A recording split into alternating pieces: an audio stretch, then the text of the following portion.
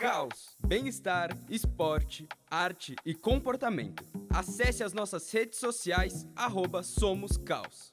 Caos, do nosso jeito único de escrever, K-H-A-O-S. Seja muito bem-vindo, seja muito bem-vinda a mais um episódio do Bar Caos. O programa de hoje tá mais do que especial, a bola já levantou para o saque, então bora comigo abrir a conta do bar de hoje. Bar Caos. Hoje é dia de esporte. Com a apresentação de Diego Floriano. Bar Caos. Ouça sem moderação.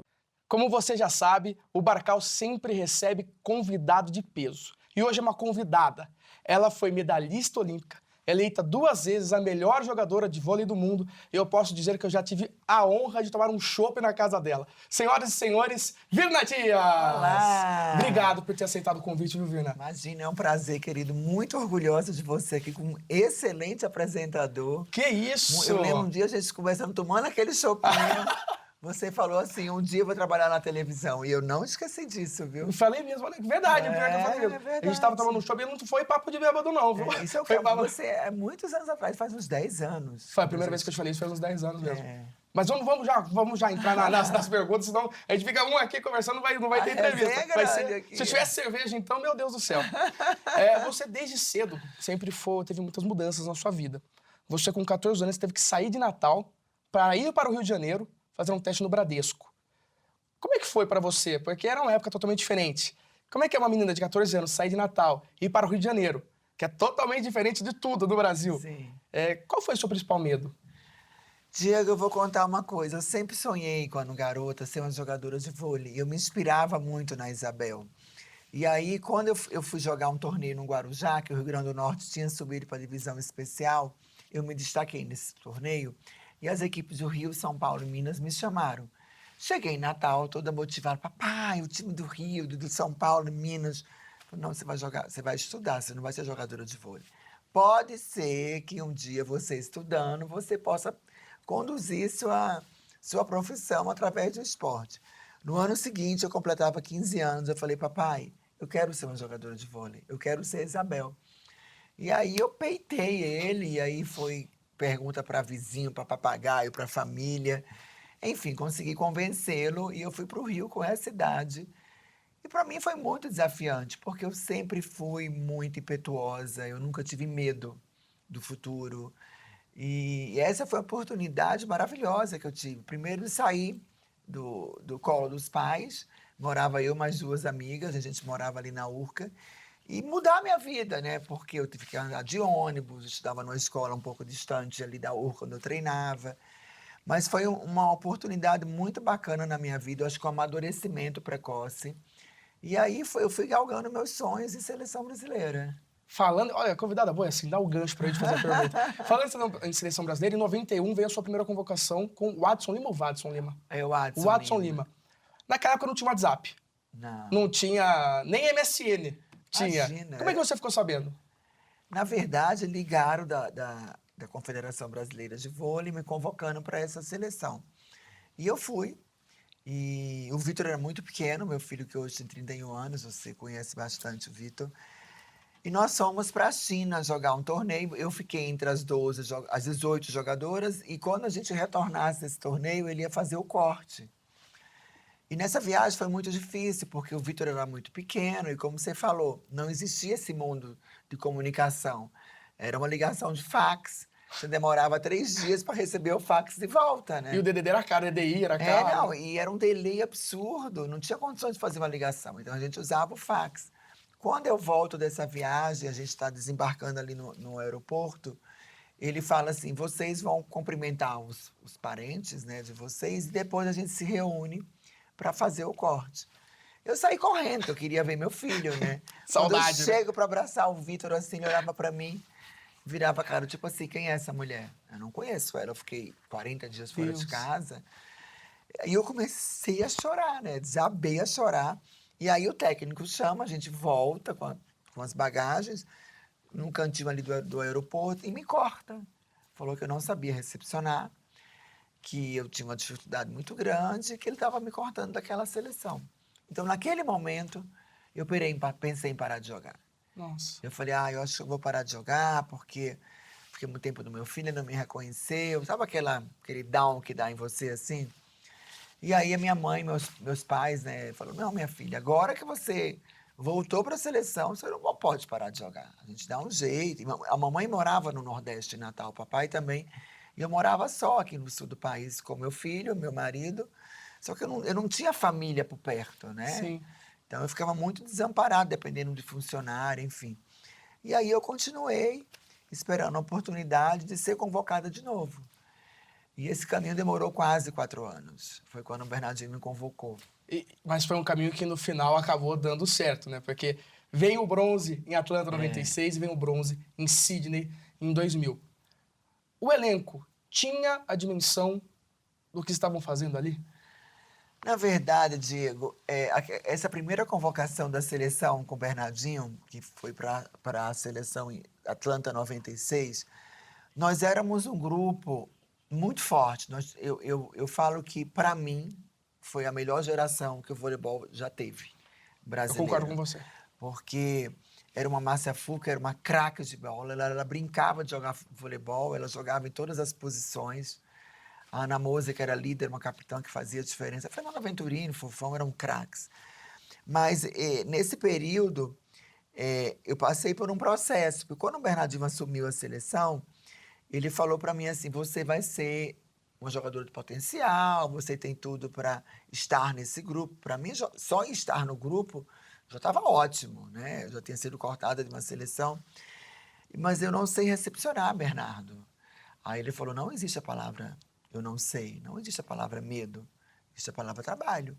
Nós vamos treinar todos os dias. E nós treinávamos todos os dias 1 hora sozinha. A gente treinava 6 horas com o grupo e eu ficava só com ele. E aí, 4 meses depois, nós fomos jogar um torneio em Bremen, isso antes da Olimpíada, uns 6 meses antes.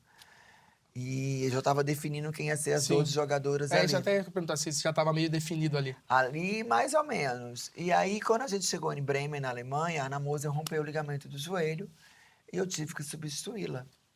A equipe, todo mundo olha pra você, tipo assim, será que ela vai dar conta, né? Aquele clima, né? Porque Até porque era era Ana capitã, Moser, exato. era líder, né?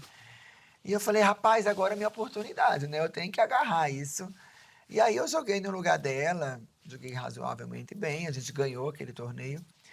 E eu ganhei a melhor recepção do mundo naquele torneio.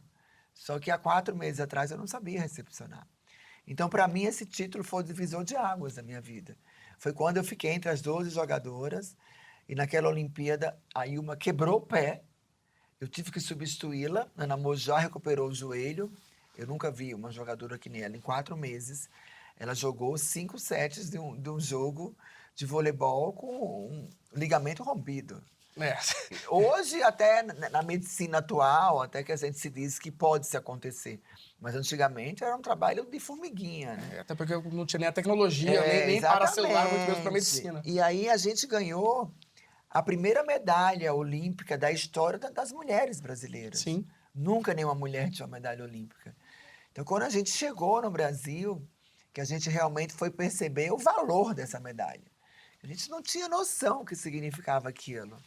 E marcou muito aquela minha geração. Marcou muito, muito. Até depois, eu vou ter até uma pergunta. Vou fazer já. Você acha que a sua geração, Ana Moser, você, Fofão, vocês moldaram essa questão do ouro olímpico? Eu acho assim que cada geração, Diego, foi plantando suas sementinhas. Eu acho que a gente tem que ser muito grato a Jaqueline, a Isabel, a Vera Mossa, porque elas eram de uma geração completamente amadora, né? Elas jogavam por amor à camisa, né? Não tinha praticamente estrutura nenhuma. E aí foi quando o Banco do Brasil, durante um período muito grande, até hoje, acho que 96, que eles entraram, não, 86, eu acho, apoiando o voleibol. Hoje o banco mudou a imagem dele e estruturou o nosso voleibol. A gente hoje é uma referência mundial. Todos os técnicos do mundo inteiro vêm querendo conhecer o que significa o centro de treinamento da gente, como é que os nossos treinadores treinam.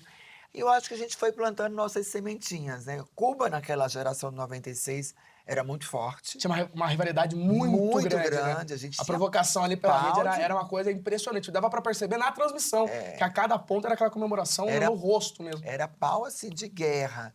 Aí, em 2000, quando Cuba ainda participou da Olimpíada, aquela geração de 96 já não foi, a nossa também não. E, infelizmente, eu falo assim, que o Brasil é essa potência no vôlei hoje, graças a Cuba. Porque a gente aprendeu a ganhar de Cuba perdendo para Cuba.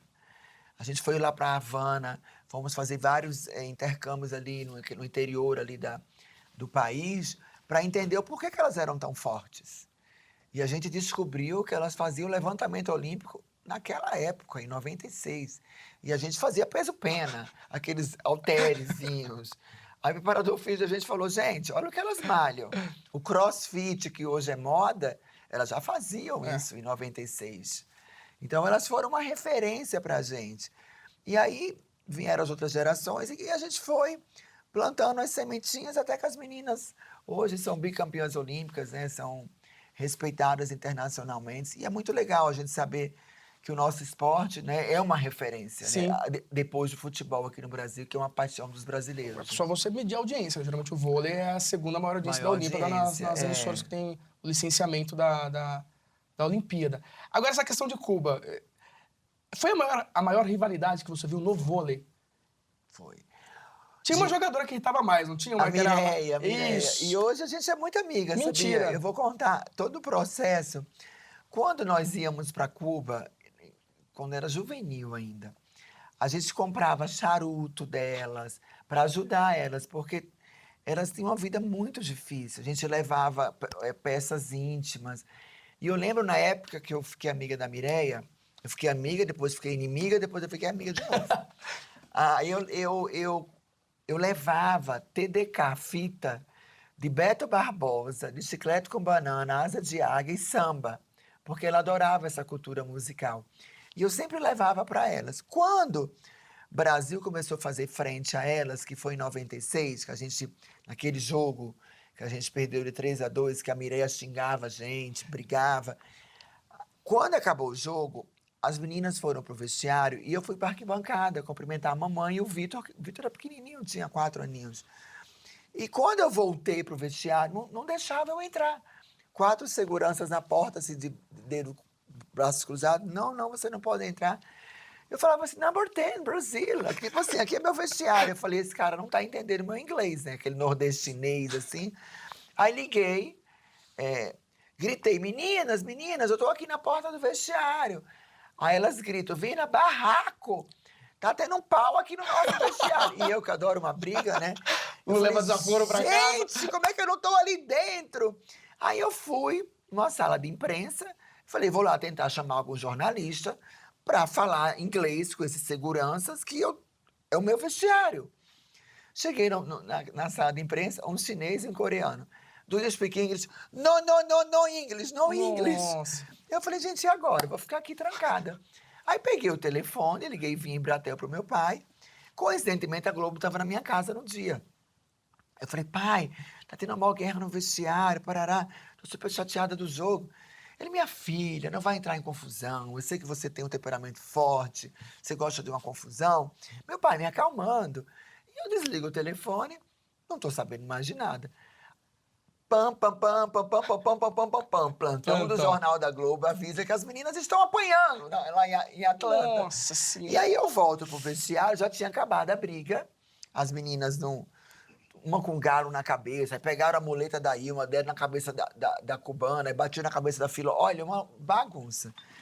E aí a gente ficou durante muitos anos sem se falar com Cuba. A gente chegava em estádios, Brasil era escoltado com a polícia, e Cuba também. A gente não ficava no mesmo hotel, no mesmo andar dos hotéis, e nem nos mesmos refeitórios, porque era um pau mesmo. E aí as gerações foram se renovando e não tinha mais aquelas jogadoras, né? Aquelas jogadoras do Brasil, e foi esfriando.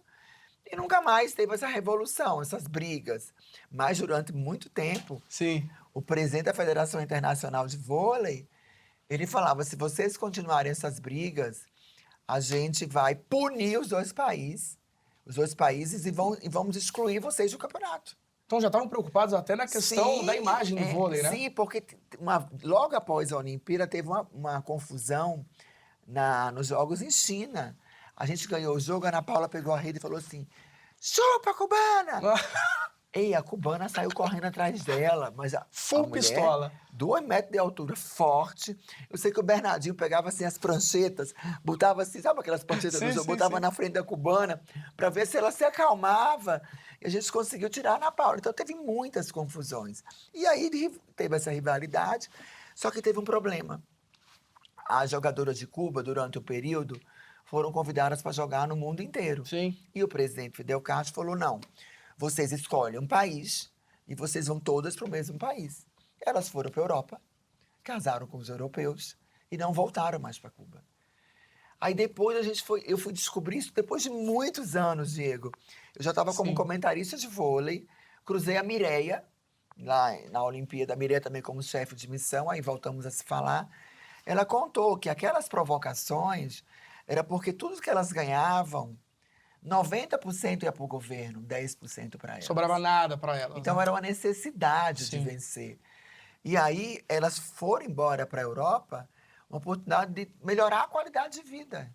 Só que elas não voltaram para o país. Então o voleibol de Cuba acabou. Acabou. E as rivalidades foram se renovando. Sim. E algo que se renovou foi o vôlei também, com a criação do líbero. E você vai acompanhar um pouquinho mais sobre isso no Enciclopédia. Jogada espetacular da Fabi! Que aulas de defesa do Serginho. Fabi e Serginho. Esses 2 nomes são fenômenos do vôlei brasileiro. E eles têm uma coisa em comum. Jogam como líberos. Mas o que é um líbero? Você me pergunta? Relaxa que eu vou te contar. Líbero é o jogador que basicamente só defende. Ele não pode atacar, bloquear ou sacar durante o jogo. A única coisa que ele pode fazer é o levantamento, mas só se o levantador já tiver encostado na bola. Essa posição nem sempre existiu. Ela foi criada em 1998 para ajudar a deixar o jogo ainda mais dinâmico. Aí não deu outra, né? Os ataques e contra-ataques melhoraram muito. Agora é bola pra cá, bola pra lá, peixinho aqui, a bola não cai. A bola não cai do lado brasileiro. Se você quiser encontrar um líbero nos jogos, é só procurar pelo jogador que tá com uniforme diferente e provavelmente se matando pra pegar a bola. Baracaus de hoje recebendo Virna Dias. O que a introdução do líbero mudou taticamente no vôlei? Eu acho que a introdução do líbero, ela deu um volume maior ao vôlei, né? Porque normalmente as centrais, né, que eles entram mais no lugar das centrais, são jogadores muito altos, né? Tanto as mulheres quanto os homens. Então a dificuldade de mobilidade da mulher alta no fundo da quadra é maior. E o líbero defende mais, recepciona mais e melhorou a dinâmica ali da relação bloqueio-defesa, né? Eu acho que foi incrível. E também dá oportunidade para os jogadores baixos. Porque o voleibol chegou num estágio que a média de altura é tão grande que os pequenininhos não tinham mais chances. E que às vezes tem uma qualidade que pode Sim. ser aproveitada. A não ser levantador, né? Então, para eles, foram, ó, o próprio Escadinha era atacante, Sim. né? E hoje ele é excelente líbero, né? Sim. Apesar dele ter parado de jogar, deixou aí legados maravilhosos para o voleibol.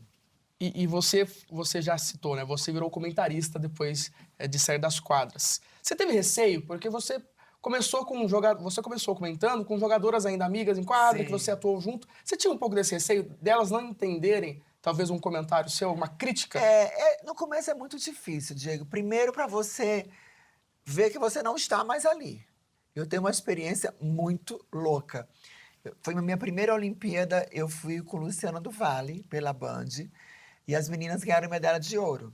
Foi em Pequim? Foi em Pequim. E eu tava super emocionada. Ele e o Luciano, eu falo que ele e o Galvão Bueno são dois... O Luciano, Papai do Céu levou, mas são duas pessoas muito importantes para o voleibol brasileiro, né? O Luciano foi a pessoa que mais divulgou o nosso vôlei, incentivava, fazia torneios. E na transmissão, a gente muito emocionada que as meninas ganharam o ouro, ele começou a chorar e eu não conseguia falar.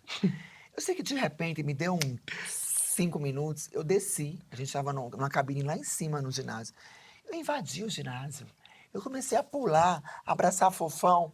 Eu com crachá da emissora, a gente não pode. A Não emissora pode, tem quer uma multa absurda. Você não precisa Eu nem ter que me ficar uma toquei. área Sabe como ali restrita. você vem o espírito atleta? Eu pulava, abraçava o Zé, passava o fofão. Quando de repente eu me dei conta, Luciano, sobe, nós estamos ao vivo, você tá louca, sobe. Aí sobe, vai eu correndo. Abandonou no meu Os seguranças chineses, tudo me pegando, tipo assim, quem é essa louca? Achou que eu era uma torcedora, né? Enfim, são essas emoções que às vezes você, quando é comentarista, você não consegue distinguir. No começo, assim, eu sempre fui uma pessoa muito ética, mas assim, muito crítica. E desde quando eu jogava, eu tinha esse espírito de liderança, eu cobrava das meninas, ó, chamava atenção. Quando eu errava também, minha tão grande culpa.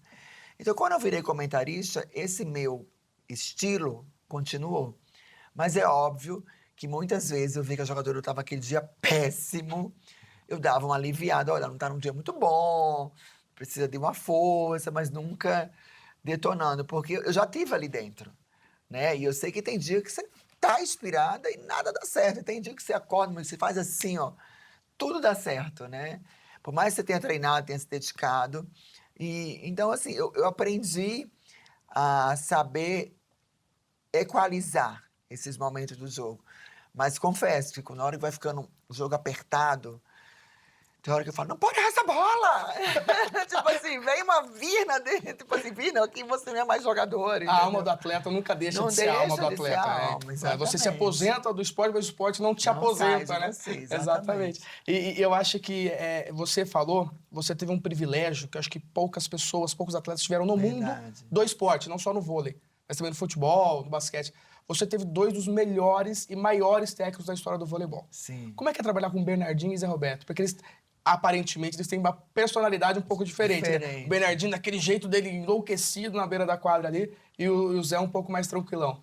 Olha, eu sou muito grata, Diego, ter trabalhado com esses 2 grandes treinadores, porque eu falo que o Bernardo me lapidou.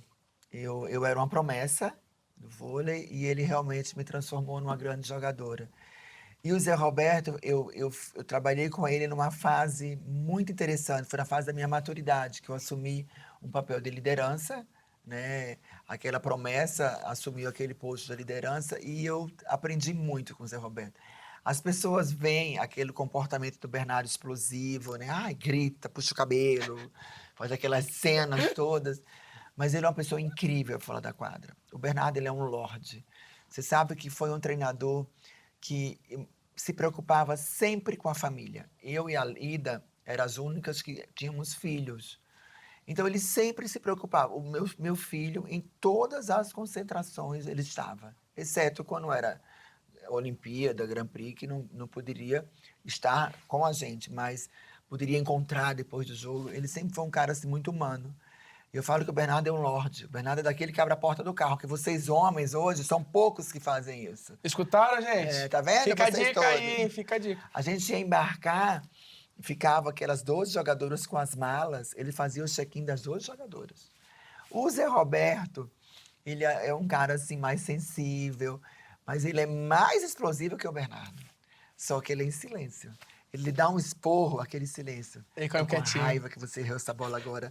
Eu quero lhe matar. Só que passando aquela tá passando imagem. aquela linha blaseira, mas não tem nada daquilo.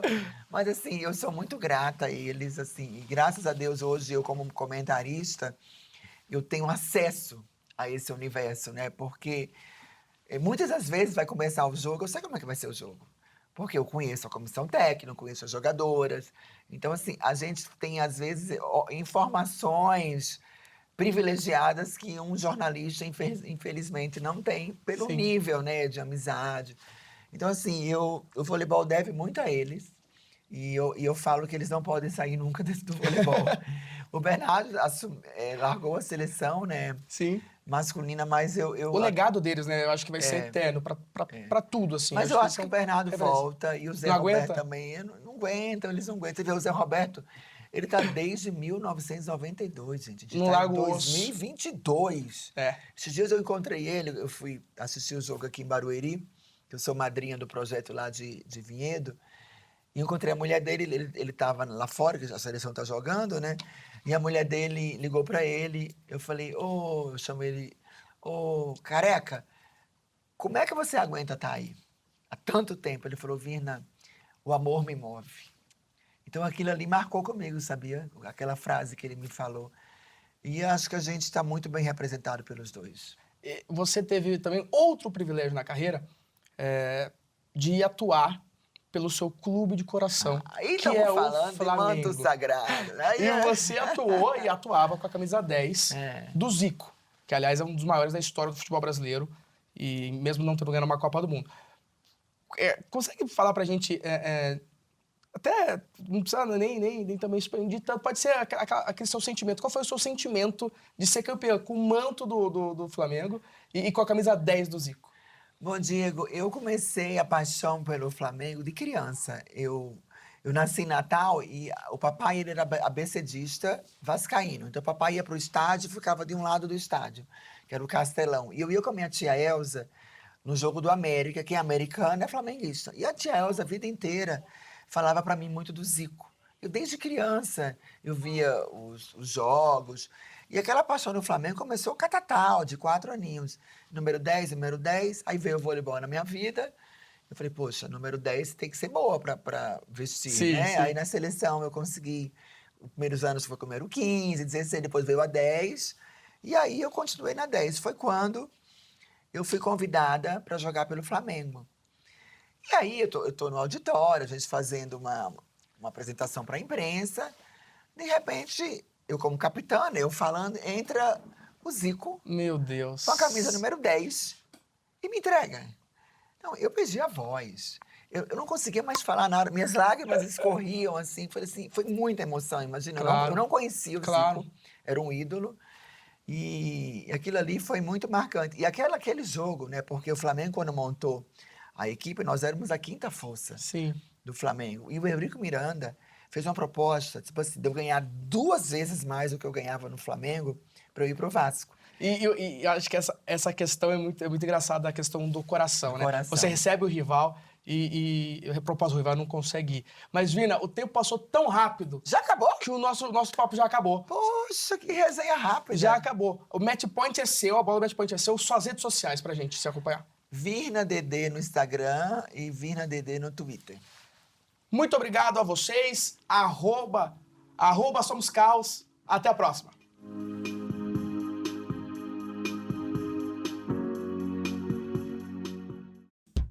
Bar Caos. Apresentação: Diego Floriano. Coordenação: Júlia Salvatore e Lucas Choi. Direção: Letícia Arcari. Assistência de direção: Mirella Tozeto. Direção de TV: Giovana Moraes. Direção de arte: Ana Luísa Amaral. Assistência de fotografia: Flávio Versosa. Assistência de estúdio: Júlia Chiome. Operação de GC: Gustavo Develay. Operação de playout: Alexis de Camarré. Produção: Amanda Tomás, Ana Carolina Fleck, André Amorim, Breno Mendonça, Maria Cavalcante, Natália Cury e Patrícia Nakabara. Produção musical: Elder Beltramini, Léo Strazi e Nina Kirchenstein. Equipe técnica: Arilson Amorim, Carlos Santana, Fábio Marques, Francisco Cabral, José Claudino, Kleber Fabiani, Leandro dos Santos, Ronaldo Cabral, Theo Natal, Valdemar Leite e Vinícius Lima. Orientação: Alexandre Tondela e Marcelo Abud. Realização: 8º semestre de Rádio e TV, FAAP 2022. Bar Caos.